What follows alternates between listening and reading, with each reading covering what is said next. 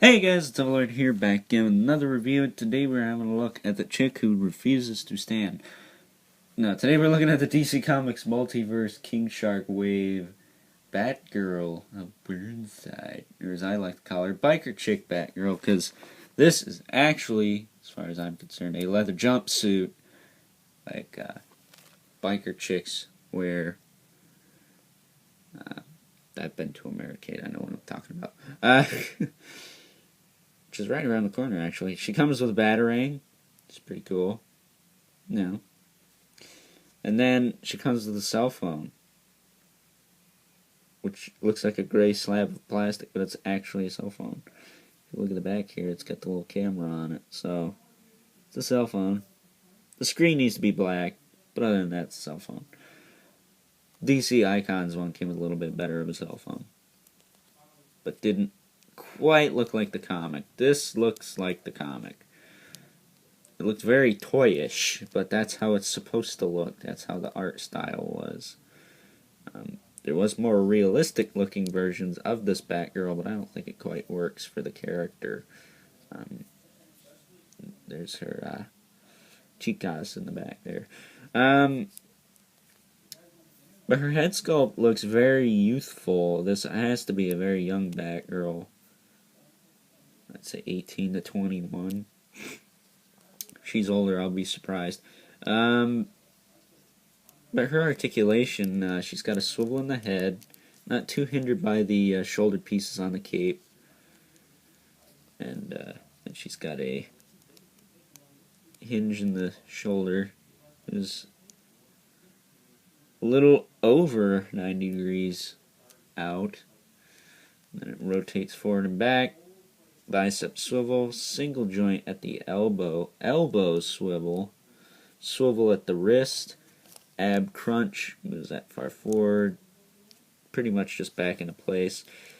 Waist swivel, hips move forward, back, out, about that far. This piece can be adjusted if you want it to be out of the way for this hip. You have the right to do so. She's got a thigh swivel. I think she could have had a knee swivel, because that would have helped getting her to stand, because her feet kind of angle out, if you notice. And then she's got a hinge in the foot, speaking of. But her feet angle outward, which makes it dang near impossible to get her to stand. Lining this black line up here. If you disconnect it, the feet are straight, but you disconnected it. This side's not so bad. This side sticks out quite a bit. So, I don't know if it's supposed to be like that. Maybe it is. But I don't think so.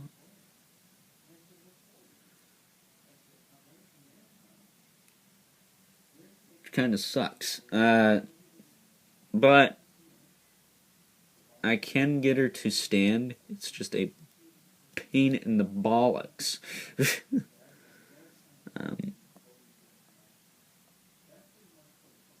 I mean, she just wants to fall backwards.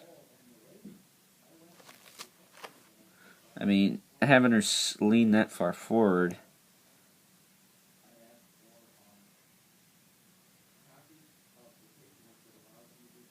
There you go. Well, once you get her to stand, she stands and looks really good.